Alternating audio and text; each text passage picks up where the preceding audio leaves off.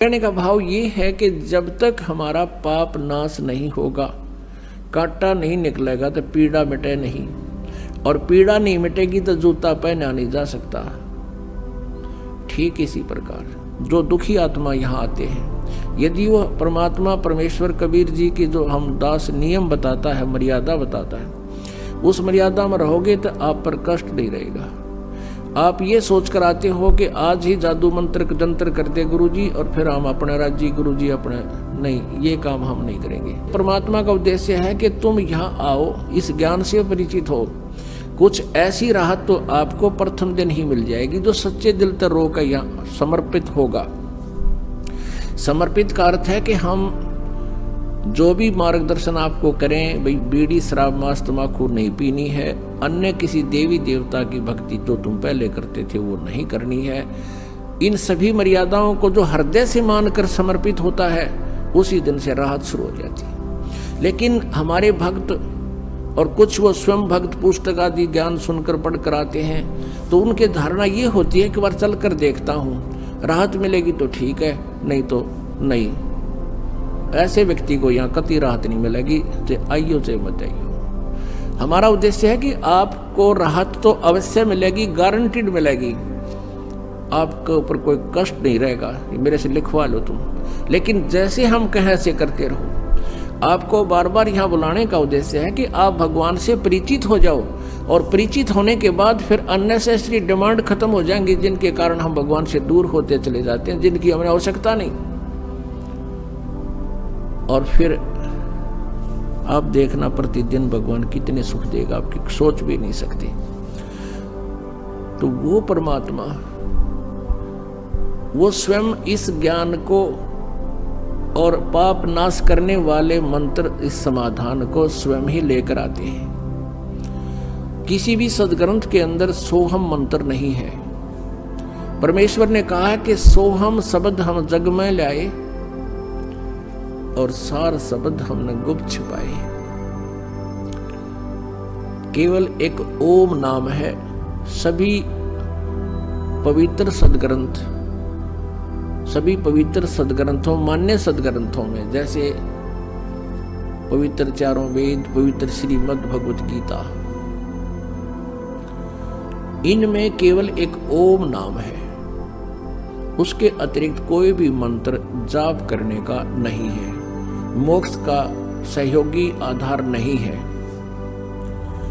और ये हमने सैकड़ों प्रकार के मंत्र बना रखे। हरे राम राम राम, हरे राम कृष्ण कृष्ण राधे राधे, श्याम नलादे, ओम नमः भगवते वासुदेव नमः, ओम नमः शिवाय। ये और भी ना जाने कितने, अकाल मूर्त सब शुभ राम, अकाल पुरुष सतपुरुष, ज्योति निरंजन, अरंकार ओंकार, ये अपने आप सट्टे मारे रखे। ये कोई मंत्र नहीं है, इनसे कोई लाभ प्राणी को नहीं होगा। आज सुन लो और चाहे 10 साल बाद आपकी जब आंखें खुलेंगी, जब आपको पछताना पड़ेगा कि सचमुच हम गलत साधना कर रहे थे। दास का उद्देश्य किसी को भावनाओं को ठेस पहुंचाना नहीं है, लेकिन कुएं में गिर रहे हो आप, उससे बचाना मेरा उद्देश्य है कि वहां से तुम हटो, इस रास्ता को चेंज करो, सतभक्ति करो, फिर आंखों देखो सदग्रंथों में क्या लिखा। तो श्रीमद् भगवद गीता अध्याय नंबर 8 के श्लोक नंबर 13 में कहा कि ओम इति एकाक्षरम ब्रह्म व्यवहारन माम अनुसमरण यह प्रयाति तदंदेहम सयाति परमाम गतिम। मेरा केवल एक ओम नाम है, मुझ ब्रह्म का, माम ब्रह्म, मुझ ब्रह्म का। ये काल बोलता है श्री कृष्ण जी में, ये ब्रह्म है। मेरा एक ओम मंत्र है, नथिंग एल्स। मेरे जाप का और कोई मंत्र नहीं है, और मोक्ष सहयोगी यही मंत्र है। और जो अंतिम श्वास तक यानी शरीर छोड़ते समय तक इसका जाप करता हुआ जाता है, वो ओम नाम से मिलने वाली जो गति है, उस गति को प्राप्त करता है। लेकिन गीता ज्ञानदाता स्वयं कहता है कि मेरे वाली गति अनुत्तम है। 7वें अध्याय के 18वें श्लोक में श्रीमद् भगवत गीता में। इसलिए उसने कहा अर्जुन तू सर्वभाव से 18वें अध्याय के 62वें श्लोक में, 15वें अध्याय के 1 से लेकर 4 श्लोक में, कि तू सर्वभाव से उस परमेश्वर की शरण में जा, उसकी कृपा से तू परम शांति और सनातन परम धाम यानी सतलोक को प्राप्त होगा, जहां जाने के बाद फिर लौटकर कभी संसार में नहीं आते। तो यहाँ जो अपना मंत्र उसने ओम बताया कि लेकिन ये पूर्ण रूप मोक्ष मार्ग नहीं है, ये अनुतम गति होती है। जन्म मृत्यु जब तक जीव की है ये अनुतम है, उत्तम नहीं है। फिर 17वें अध्याय के 23वें श्लोक में कहा है कि ओम तत्सत इति निर्देश है ब्रह्मण त्रिविध समर्था है। उस सच्चिदानंद घन ब्रह्म का ओम तत्सत ये 3 मंत्र का जाप का निर्देश है और इसकी 3 प्रकार से सिमरन की विधि है, त्रिविधा। अपनात्माओं गीता ज्ञान दाता ने अपना ओम नाम तो डिक्लेयर कर रखा है, कति सार्वजनिक रखा है, और तत् और सत ये सांकेतिक है। गीता जी अध्याय नंबर 15 के श्लोक नंबर 16-17 में 3 प्रभु हैं, 3 पुरुष हैं, एक सरपुरुष एक अक्षर पुरुष। और 15वें अध्याय के 16वें श्लोक में सरपुरुष और अक्षर पुरुष। 17वें में कहा कि उत्तम पुरुष तो अन्य परमात्मा इति उदारते हैं। वो श्रेष्ठ प्रभुता इन दोनों से, सरपुरुष और अक्षर पुरुष से भी कोई और है, और वही तीनों लोगों में प्रवेश करके सबका धारण पोषण करता है, वो अविनाशी परमात्मा है। गीता जी अध्याय नंबर 8 के श्लोक नंबर 1 में अर्जुन ने पूछा कि अर्जुन किम तत्ब्रह्म। अर्जुन ने कहा कि प्रभु आपने गीता जी अध्याय नंबर 7 के श्लोक नंबर 29 में जो बताया है कि उस तत्ब्रह्म को जो जानता है और सारे अध्यात्म ज्ञान से परिचित है और जो सभी कर्मों से परिचित है, जैसा मैंने ज्ञान बताया है चौथे अध्याय के 34वें श्लोक में कि तत्वदर्शी संतों से वो तत्व ज्ञान प्राप्त करो, जिसके विषय में चौथे अध्याय के 32वें श्लोक में कहा है कि ब्रह्मण्य मुखे यानी सच्चिदानंद घन ब्रह्म की वाणी में बहुत विस्तार के साथ अनुष्ठानों की जानकारी दे रखी है। उस ज्ञान को तू तत्वदर्शी संतों के पास जाकर समझ। कहते मेरे इस ज्ञान को जो आश्रय ले लेता है और फिर वो तत्ब्रह्म से वो फिर जन्म और मरण से छूटने का ही प्रयत्न करता है, जरा और मरण से छूटने का प्रयत्न करता है। वृद्धावस्था और मृत्यु, इस जीव के ऊपर सबसे बड़ा दुख है वृद्धावस्था, बुढ़ापा और फिर मौत। ये दोनों नागवारा हैं और ये दोनों आवश्यक हैं, होगी यहाँ पर। और ये सतलोक में नहीं होते थे, इसलिए हम नहीं चाहते इन दोनों को, लेकिन ये यहाँ तो होंगी ही होंगी। ये तो केवल सत्यलोक सनातन परम धाम में ये रोग कटेगा, और उस रोग को काटने के लिए औषधि जानकारी आपको प्रॉपरली परमात्मा ने आके दी, कबीर साहब ने। वो दिन है जो आज हम वो मना रहे हैं, उसके उपलक्ष्य में आज ये समागम 5 दिन का प्रारंभ हुआ, 11 से 15 जून 2011।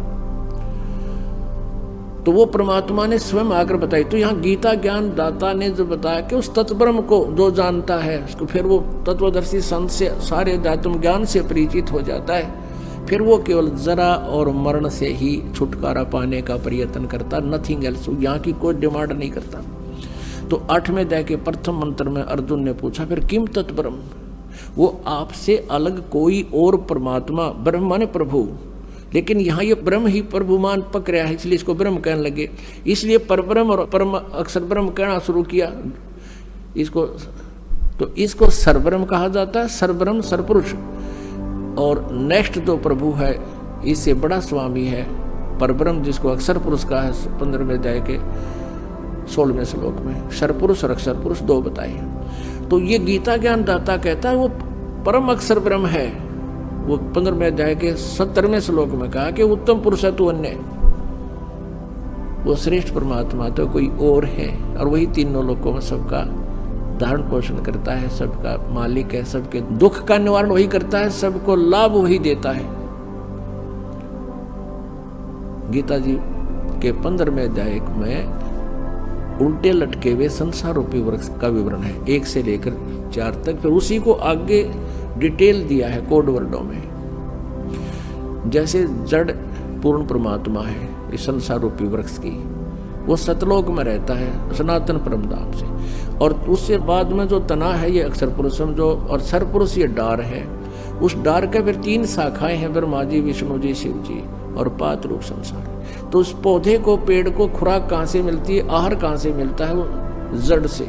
तो तीनों लोकों में प्रवेश करके वो पूर्ण परमात्मा ही सबका धारण पोषण करता है। जिसने जैसा कर्म किया है उसी के आदेश से ब्रह्मा विष्णु महेश वहीं से जो चल कर आता है उसी को देते हैं। ये कोई परिवर्तन नहीं कर सकते, केवल कबीर परमेश्वर आपको अधिक दे सकता है। आपके पाप का भी नाश कर सकता है। तो वो परमात्मा हमें सुख देने के लिए और सतलोक से चलकर आता है और अपने यथार्थ ज्ञान को भी वो परमेश्वर ही बताता है। अपने द्वारा रची हुई सृष्टि को भी वही परमेश्वर ठीक ठीक बता सकता है, ये वेद बताते हैं। तो ओम नाम है ये ब्रह्म का। 17वें अध्याय के 23वें श्लोक में ओम तत्सत जो कहा है, ये ओम तो ब्रह्म का सरपुरुष का। अब 15वें अध्याय के 16 और 17 में 3 प्रभु 3 पुरुष बताए हैं। एक सरपुरुष तो ये ब्रह्म है, 21 ब्रह्मांड का स्वामी। अक्षर पुरुष ये परब्रह्म है जो 7 शंख ब्रह्मांड, नील पद्म शंख ब्रह्मांड का स्वामी।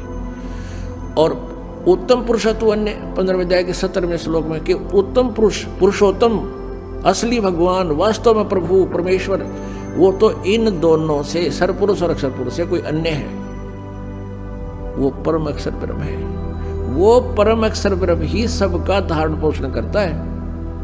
वो अविनाशी परमात्मा, तो वो कबीर परमेश्वर है। वो परम अक्षर ब्रह्म स्वयं अपने ज्ञान को बताने के लिए आए। और उनके जो तत् और सत मंत्र है, ये तत् तो है इस अक्षर पुरुष का,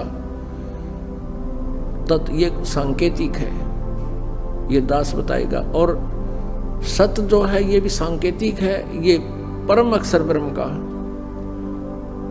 यानी जो उत्तम पुरुषत्व अन्य है, उस परमात्मा का कोड वर्णों में ये मंत्र है। और वो सांकेतिक शब्द इस दास के पास है।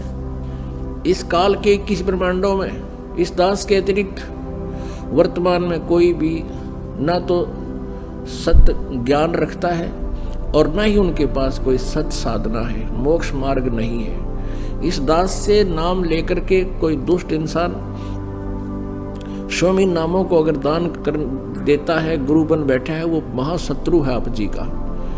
उससे से छोटी मोटी राहत आपको हो भी जाओ, लेकिन आपके जीवन का नाशक और असंख्य जन्मों का दुख पैदा कर देगा वो प्राणी, क्योंकि वो अधिकारी नहीं है, वो काल का दूत है। तो उनसे भी आप जी ने बच के रहना है। काल हो सकता है 1-2 को कर दे, श्रृंगार ले आपका नाश करने के लिए, लेकिन आप बुद्धिमान हो, ज्ञान इतना दे देगा दास के उनको आप तुरंत पहचान लोगे। काल के दूतों के धोखे में आप आओगे नहीं।